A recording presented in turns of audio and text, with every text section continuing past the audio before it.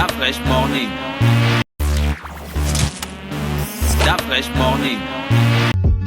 Vous êtes sur Urban FM 104.5, on a Grénérut. Bonjour. Bonjour Dafresh, bonjour à vous chers auditeurs. Comment tu vas ce matin? Je vais très bien et toi? Ça va. Alors, on reçoit Maître Minko Misé. Oui, on reçoit Maître Marcelin Minko Misé, qui est artiste, peintre, sculpteur, designer gabonais, concepteur et réalisateur du monument représentant un esclave brisant ses chaînes de la servitude en face de la République, la présidence de la République gabonaise. Ah bon, c'est lui qui a côté fait ça? bord de mer, oui. Donc, l'ancien directeur général de l'École nationale d'art et manufacture de 1992 à 98 et 2006 à 2007. Il y forme Georges Mbourou, Maurice Ndjaye et Max Obian, entre autres. Il est polyglotte car il parle le fan, le mienais, les chira et le pounou. Donc, Maître Minko Misé se définit comme un peintre mystique à travers ses œuvres qui invitent les visiteurs au voyage transcendantal. Aujourd'hui, c'est notre invité. On parlera du dualisme entre l'art et le mystique. Maître Minko Misé, bonjour. Bonjour, Merci d'avoir accepté notre invitation. c'est moi qui vous remercie. Pourquoi vous mêlez l'art et la mystique? C'est une question un peu difficile, mais simple pour moi parce que je le pratique. Oui. L'art, déjà, à son départ, est une création mystique. Parce que c'est une création divine. Divine, vous savez, dans la Bible, on dit Dieu a créé, l'homme recrée. Donc, nous tirons notre force énergétique de la mystique.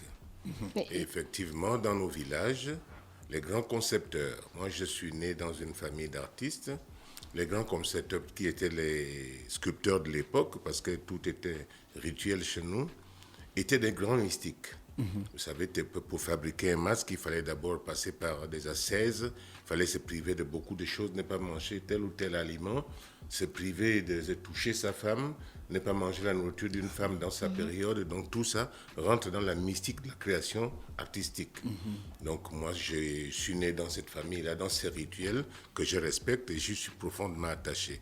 Mais les arts et mystiques, c'est concevoir l'art dans sa profondeur traditionnelle, dynamique et rituelle. Est-ce que c'était la même procédure que vous avez appliquée pour le Stèle de la monument? liberté? Voilà. Oui, parce Est-ce que vous avez déjà expliqué ce monument-là aux médias une Oui, fois? je l'ai expliqué, c'est même un des monuments les plus populaires en République gabonaise, parce qu'il est déjà apparu dans beaucoup de livres écrits. Il a fait les pages des affiches, des grandes affiches, des conférences. Et donc, je peux prétendre que c'est une œuvre qui est sortie du tréfonds de moi-même. Ah Mais bon? donc, vous Voilà, avez construit donc, ce monument sous la base de certaines recommandations ou c'est votre inspiration personnelle? C'est mon inspiration. C'est un monument qui a une belle histoire, parce qu'à l'époque du président Bongo, je parle du père, il s'agissait de fêtes des capitales du Gabon. Et quand on est arrivé à l'estuaire, je pense que ceux qui étaient les dirigeants de l'estuaire avaient pensé que, comme j'étais déjà intervenu dans certains monuments de mes provinces, comme Port-Gentil, je suis Port-Gentil, donc ils se sont dit, laissez les concepteurs de l'estuaire aussi créer pour leur estuaire. Et quand les maquettes, c'était le défunt Pierre Marine, donc, qui était ministre d'État à la Culture, quand il se rend à la présidente pour montrer les maquettes de l'estuaire, et je me souviens que le président Bongo, à cause de l'arrêt que j'ai ici, m'appelait Petit Mandela.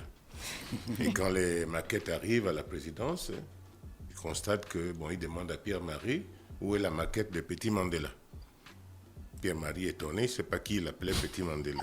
Et je pense que c'est, à mes souvenirs, d'après ce que l'on m'a dit, que c'est le ministre Paul Biya-Rumba qui avait rappelé à Pierre-Marie, mais peut-être qu'il s'agit de Maître Minko Misé. Il dit, ah bon, c'est lui, mais comment tu le connais pas? Il est grand comme toi. Et là, ça fait amuser un peu tout le monde. Donc, c'était déjà dessiné avant même d'avoir certains symboles? Non, il fallait que je présente mes maquettes, moi aussi. Donc, quand Pierre-Marie revient de la présidence, il vient me voir, il me dit, Marcelin, il m'appelait Marcolino. Il dit, Marcolino, monte à mon bureau. Alors, il s'énerve un tout petit peu, il dit, j'ai été tensé par le président de la République parce que il manquait tes maquettes. Il m'a dit, demain à 11h, si je n'ai pas tes maquettes, parce que le président m'attend à 13h, eh bien, tu ne me reconnaîtras pas. J'ai quitté mon bureau. À cette époque-là, j'étais conseiller du ministre d'État. Alors, donc, je suis parti de mon bureau, je suis allé à mon atelier. J'ai demandé à mon épouse de me libérer pendant ces heures-là. Je suis rentré de 12h30, j'y suis resté jusqu'à 4h du matin dans mon bureau. Et je pense que c'est entre minuit et 4h du matin que... Mais L'inspiration quel est était arrivée. votre du état MONU. d'esprit en Ouais. ce moment-là?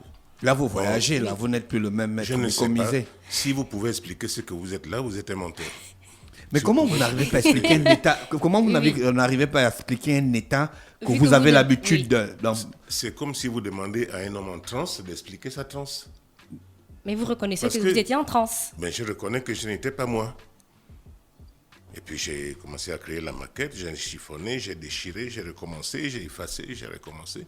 Et puis, elle est sortie, je me dis, ça peut aller.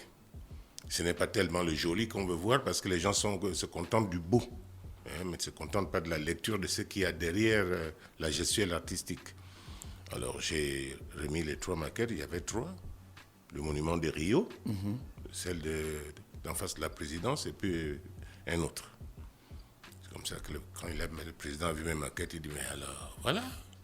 Petit Mandela. Il manquait le monument en face parce que c'est dans la place des esclaves.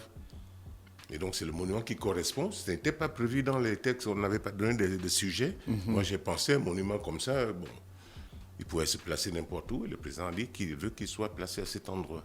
Voilà un peu l'histoire de ce monument. Est-ce que le monument représente quoi exactement? Il a un côté homme, un côté femme. Il y a une lecture. Donc il est androgyne. Ça, pour éviter de faire un homme d'un côté, une femme d'un côté, ça en faisait trop. Parce que j'ai inscrit le monument, quand vous êtes dessus, je l'ai inscrit dans une forme géométrique triangulaire. Donc les 2 poteaux, la base et le sommet là-bas, c'est la sculpture. Donc ça dessine un triangle déjà au départ. Et en bas, il y a 3 marches qui sont la trilogie. La naissance, la vie et la mort. C'est comme au nom du Père et du Fils et du Saint-Esprit. Donc vous montez les 3 marches et vous arrivez sur les 2 piliers qui sont les portes de la La liberté. liberté. En bas, il y a les masques gabonais, Ngil Fan, masque Pounou et je crois un masque Kota, Et il y a qui des configurent. piliers aussi. Qui Oui. configurent. Ce sont les 2 piliers. Les masques sont inscrits Oui, sur les piliers. Oui. Alors donc, là, les masques configurent notre culture millénaire. Ensuite, au-dessus, il y a les bateaux des négriers. Donc, ils sont symbolisés, hein, les bateaux de négriers sont symbolisés. Et puis, quand on passe, après les bateaux de négriers, on voit des esclaves attachés. Donc pour l'androgyne, on a les 3 chaînes brisées, les tresses et le caleçon traditionnel. On a les esclaves L'homme et la femme. libérés. L'homme et la femme. Oui, l'androgyne. Et les chaînes cassées. Oui. Donc, au fait, c'est l'homme et la femme qui ont cassé leurs chaînes, hein, pour découvrir la liberté. Et comme on se dit que tout homme sur terre porte un masque, arbore un masque tous les jours. Devant moi, vous avez un masque. Devant votre époux, le soir, vous aurez un autre masque. Devant votre bébé qui pleure, que vous avez envie de calmer, vous portez un autre masque. Quand vous êtes devant un ministre de la République, vous portez un autre masque. Nous arborons un masque chaque jour devant une situation donnée. Donc c'est pourquoi les 2 personnages portent un masque. D'accord. C'est le masque de la liberté. D'accord. Maître Mingo, considérez-vous qu'étant homme de culture, c'est votre héritage traditionnel qui est par conséquent votre source d'inspiration? Ben, je pense. Je ne serai pas moi. Vous savez, c'est notre culture. Les arts sont le patrimoine, hein, qui est d'abord l'identité d'un peuple. C'est notre culture. C'est ma fierté. Je ne peux pas vivre sans elle. Dans lesquelles de vos œuvres vous avez le plus fait figurer la tradition et les croyances locales? Je n'ai jamais peint ou sculpté sans qu'on ait une traçabilité gabonaise, sans qu'on ait une gestuelle gabonaise, sans qu'on ait une couleur gabonaise. Dans toutes mes œuvres, quelle que soit l'œuvre, vous trouverez toujours la symbolique d'un masque. Vous trouverez où les yeux plissés, ou les tresses gabonaises, où il y aura toujours 2 choses, ou la femme qui est procréatrice, ou le masque qui est la profondeur de notre esprit millénaire. Donc il y a toujours cette chose, et dans mes peintures et dans mes sculptures, donc je ne m'en débarrasse pas. Je suis ancré dans ma culture. Et lorsque l'on parle de mystique, on a ce côté obscur là. Est-ce que vous avez voulu démystifier les choses en mélangeant le mystique et l'art? C'est déjà démystifier quelque peu la mystique dans mon œuvre d'art que de la traduire avec du matériel occidental. c'est de la traduire déjà avec des couleurs occidentales. Nous, on avait 3 couleurs qui étaient le noir, le blanc et le rouge, qui étaient fabriqués traditionnellement. Aujourd'hui, je travaille avec du matériel occidental. J'utilise la peinture à huile, j'utilise l'acrylique, j'utilise des pinceaux occidentaux. C'est déjà désacraliser quelque peu ma mystique. Donc, mais la mystique reste entière dans le discours. D'accord. Mais beaucoup d'artistes africains parlent généralement d'art et de mystique. Y a-t-il forcément un lien et aussi doit-on obligatoirement se faire initier pour introduire le mystique dans l'art? Moi, je pense que ce n'est pas une obligation, dans le sens où je considère tout artiste comme un être mystique, parfois qui s'ignore. Parce que tout artiste, normalement, devrait connaître un état de transcendance quand il travaille. Et souvent, les jeunes artistes ne le savent pas. Et quand on veut faire une œuvre majeure, on s'abstient de beaucoup de choses. Voilà, on s'isole, on fait une petite ascèse, on prie. Moi, je prie chaque jour avant de rentrer dans mon atelier, avant de concevoir quelle que soit l'œuvre. Avant de toucher, quel que soit le matériel dans mon atelier, je prie d'abord. Et c'est très important, la prière. Parce que tout ce que nous l'avons, ça vient de Dieu, vient du ciel. Nous n'inventons rien.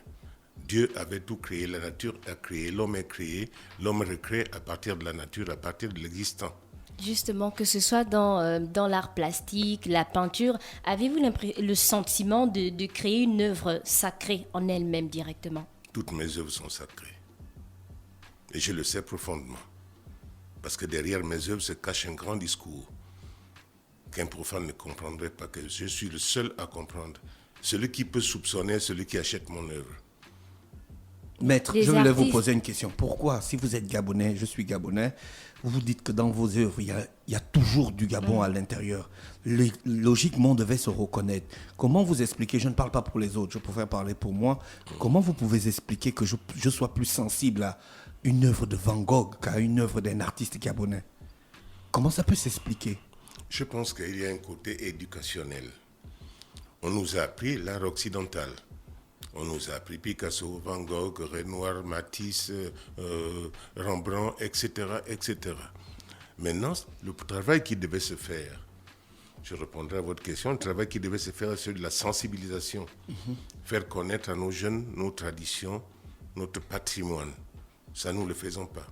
Vous remarquez ce qui se passe aujourd'hui pour ceux qui ont beaucoup d'argent? Quand ils prennent des vacances, ils n'amènent pas leurs enfants voir leurs grands-parents au village, apprendre à parler la langue. Ce qu'ils font, c'est aller en France. Contempler la France, contempler les grandes villes, aller aux États-Unis, alors que le meilleur est dans la profondeur de nos provinces. Alors, comment voulez-vous qu'on apprenne à aimer l'art gabonais si on est empreint d'une culture d'emprunt occidentale? Quand les bourgeois partent en France, je dis bourgeois, les bourgeois traditionnellement africains vont en France.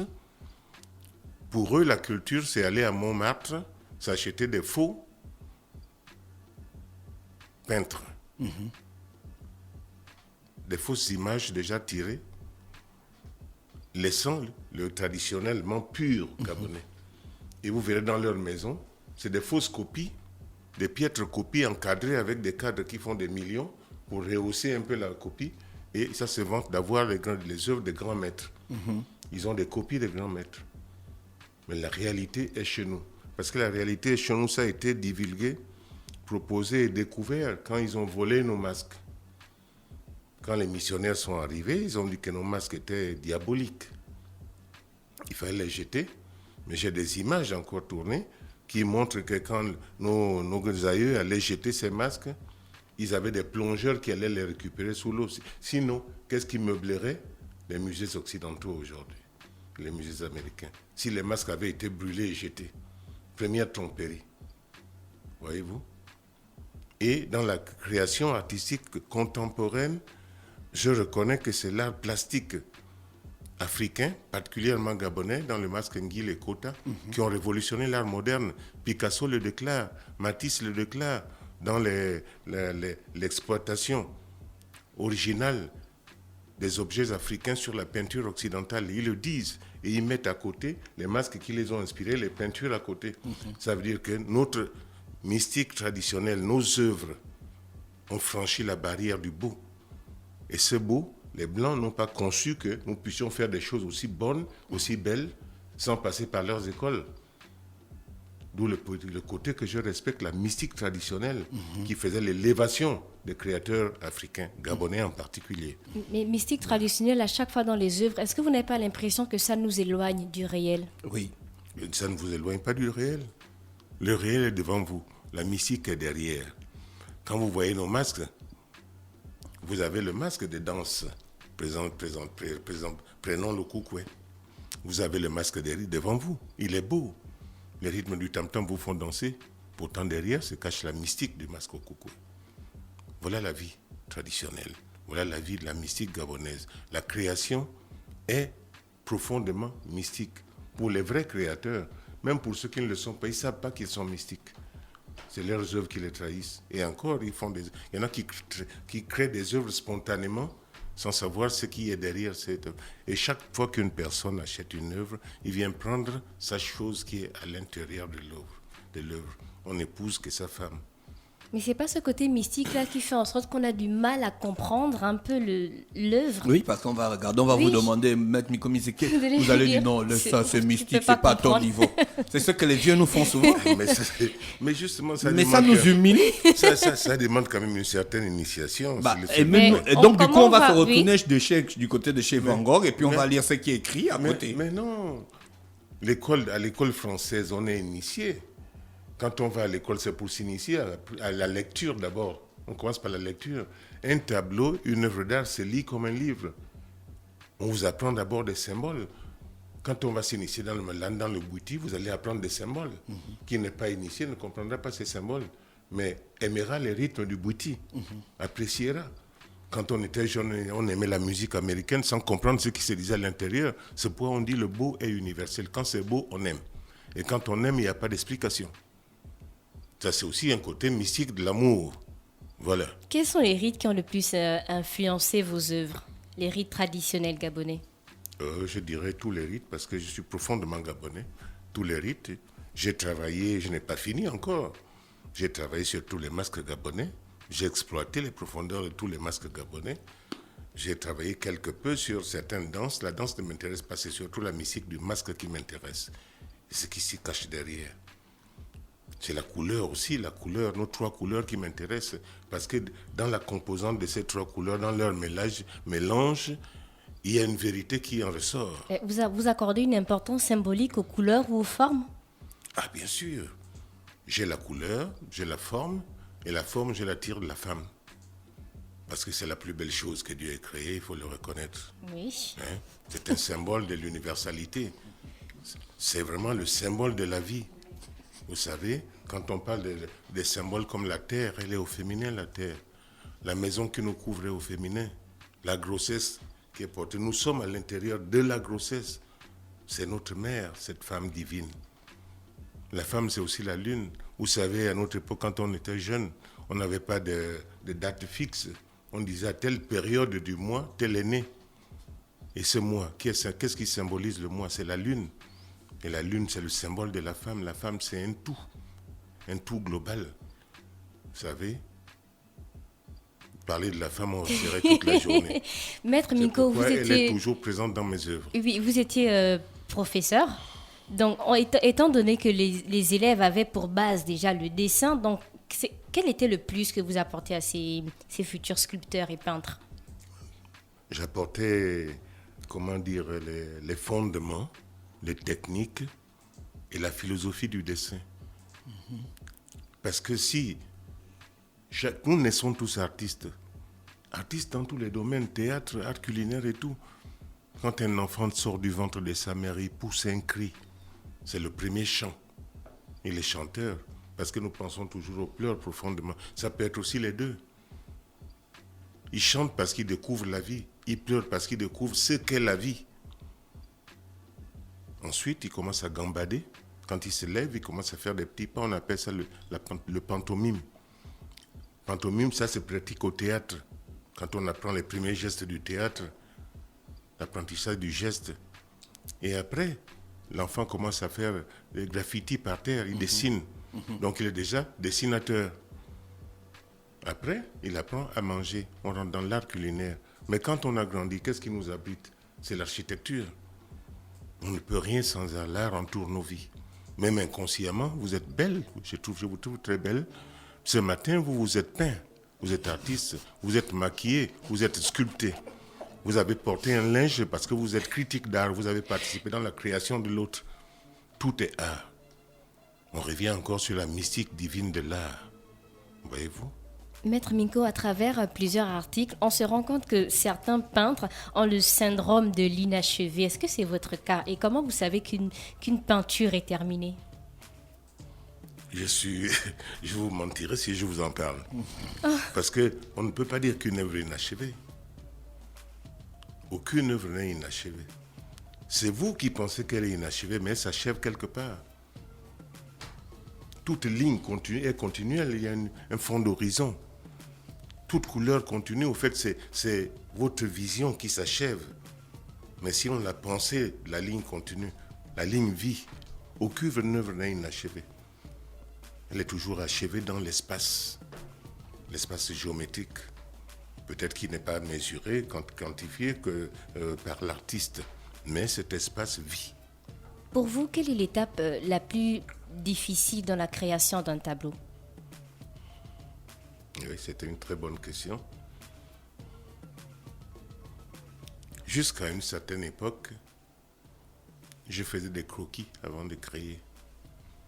C'est-à-dire, je prenais un thème et je faisais des croquis. C'est à partir de ces croquis que je repeignais.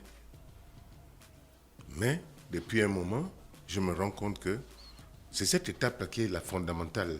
Quand il faut créer des formes, il faut créer des images, il faut créer un dialogue, il faut créer un thème. La plus profonde. Mais moi, aujourd'hui, ça fait plus de 20 ans, je n'ai plus de maquette. J'ai mon fond de tableau, je le prépare et c'est en sculpture que je prépare des maquettes. Mais en peinture, je viens m'asseoir, j'aime la musique traditionnelle, quelle que soit, parce que c'est l'inspiration du moment. Ça peut être une musique américaine, indienne, chinoise, voilà. Je l'écoute et puis je regarde le fond blanc. Nous, le problème encore de la lecture. Et puis, il se passe quelque chose entre la toile et moi. D'accord. Ma dernière question, quelle est la trace que vous souhaitez laisser? Là, La trace que vous souhaitez laisser. je crois que la trace existe déjà à travers mes créations. On dit l'artiste meurt, mais là, son œuvre reste. C'est une des meilleures traces que je laisserai. D'accord. Sinon, l'autre trace, ce sont mes enfants, que j'espère pourront faire perdurer mon art. D'accord. Voilà. Maître Mikomise, merci d'avoir accepté notre invitation. C'est moi qui Notre vous entretien était bref, rapide, mais très profond. C'est moi On qui a vous beaucoup remercie. apprécié. On vous souhaite donc de passer une très bonne journée à l'écoute de nos programmes. Merci infiniment. Et à Vous très êtes bientôt. sur Urban FM, la station urbaine. René Ruth est avec nous pour l'horoscope des auditeurs. Rebonjour. Star Fresh Morning.